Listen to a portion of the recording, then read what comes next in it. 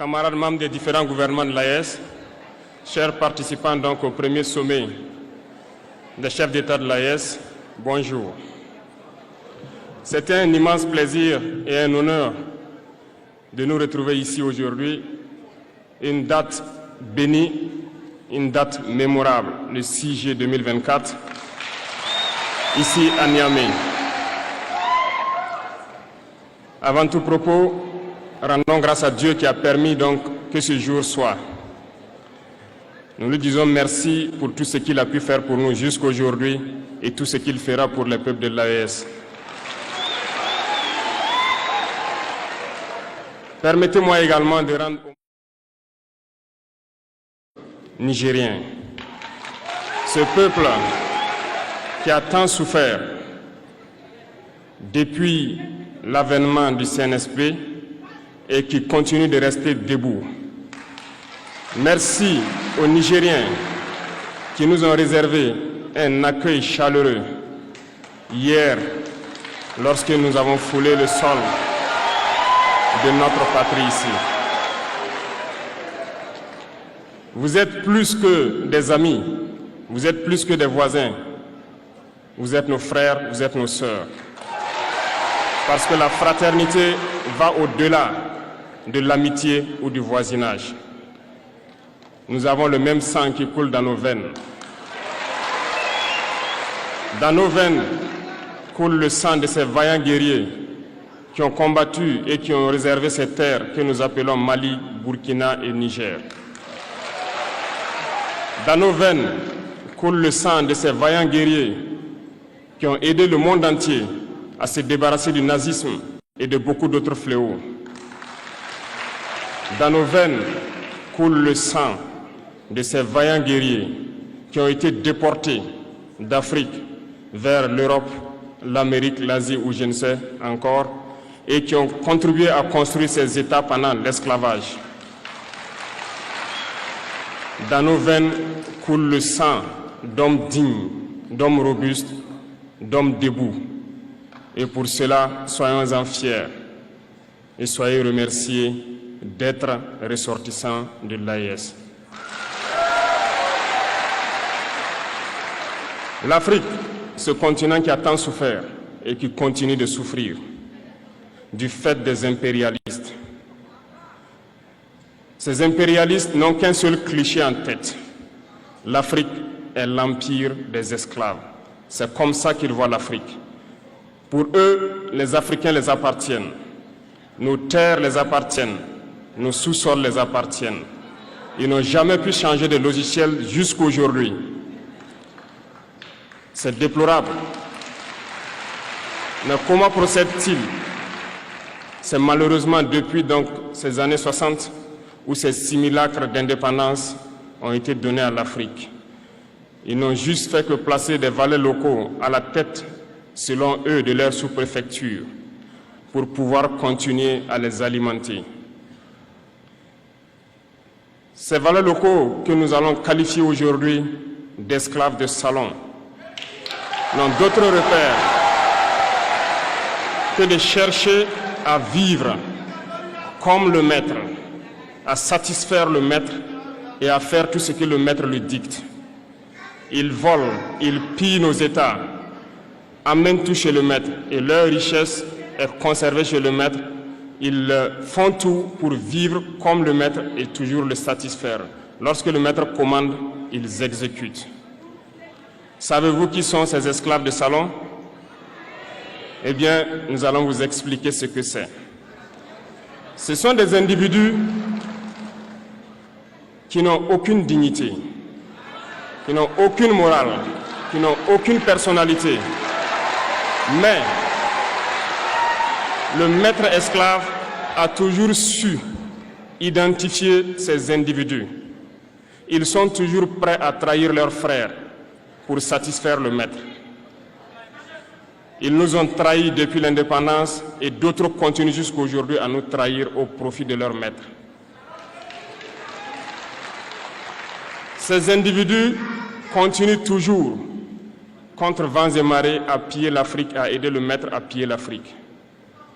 Ils se plaisent à le dire chaque année Dans leur sondage économique, le Burkina est le pays le plus pauvre, le Mali est le pays le plus pauvre, le Niger est le pays le plus pauvre.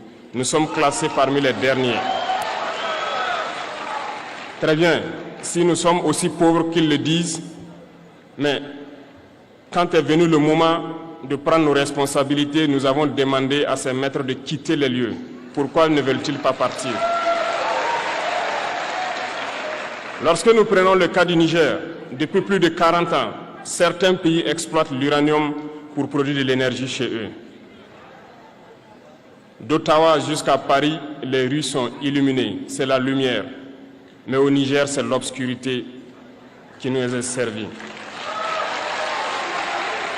Lorsque vous partez dans nos États, nos sols sont troués de toutes parts pour rechercher les métaux précieux tels que l'or.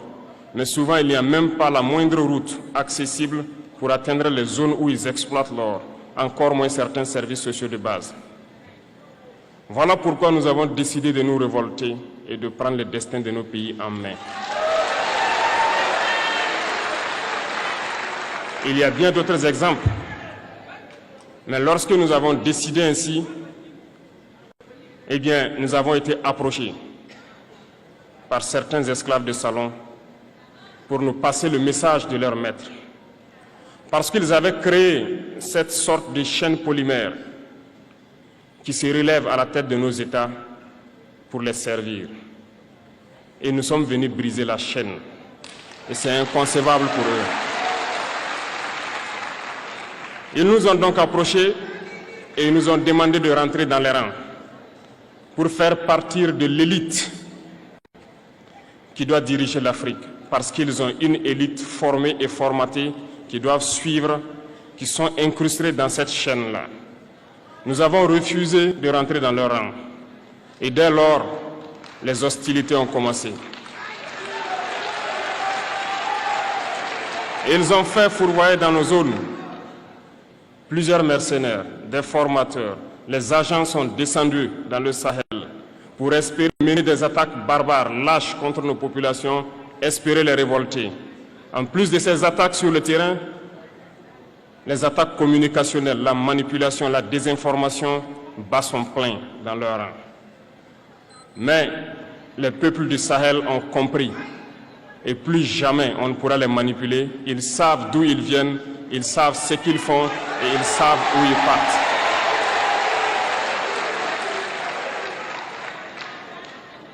Nous n'allons plus permettre cela. Les gens sont éveillés et les gens se battent aujourd'hui, pas pour nous-mêmes, mais pour les générations à venir. Et merci à tous pour le combat qui est livré. Cela ne nous fait jamais pleurer. Nous n'allons pas trembler. Nous allons affronter. Nous allons nous battre pour l'indépendance réelle, pour notre liberté. Parce que pour faire peur au peuple de l'AES, ces individus n'ont que 3 termes dans la bouche: démocratie, liberté, droits de l'homme. Bien sûr, leurs valets locaux ne sont élus que dans un processus démocratique, libre et transparent selon eux leurs valeurs. Quoi de plus normal qu'on veuille nous imposer cela, parce que c'est eux qui édictent les règles. Très bien, nous avons décidé de nous assumer. Voilà pourquoi un 26 juillet 2023, lorsque le Niger a décidé de tourner la page, les esclaves de salon et leurs maîtres sont montés sur les grands chevaux. Ils ont mis leurs valets locaux en avant et ont décidé de mener une guerre contre le peuple nigérien. Nous avons donc dit, quiconque osera s'en prendre au Niger nous aura en face, parce que nous mènerons une guerre sans merci jusqu'à la dernière goutte de sang pour quiconque osera s'attaquer à nos États. Cette parole, cette décision que nous avons eue hier est d'actualité aujourd'hui et sera d'actualité demain et pour toujours. Ainsi naquit l'AES le 16 septembre 2023 dans une architecture de défense mutuelle. Mais nous avons jugé nécessaire de prolonger et d'agrandir donc l'architecture de l'AES. Ce qui nous rassemble aujourd'hui doit nous permettre d'aller sur d'autres terrains en plus de la défense, notamment les finances et l'économie, les infrastructures, la santé, l'éducation, bref, j'en passe. Je souhaite donc que ces moments soient pour nous une histoire que nous allons écrire pour l'AES, mais surtout pour l'Afrique et pour le monde entier.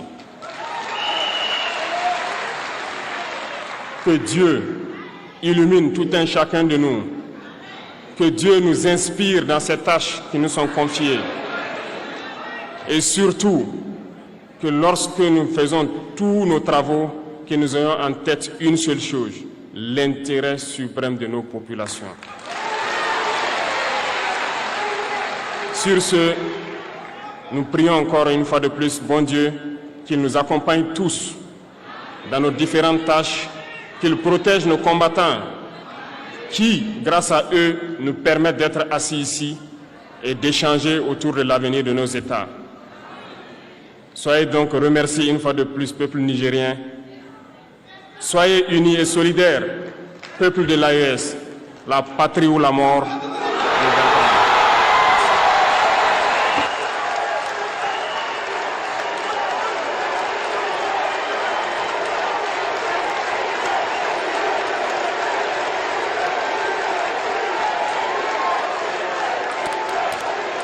Merci. Merci, Excellence. Merci. Mesdames, Messieurs,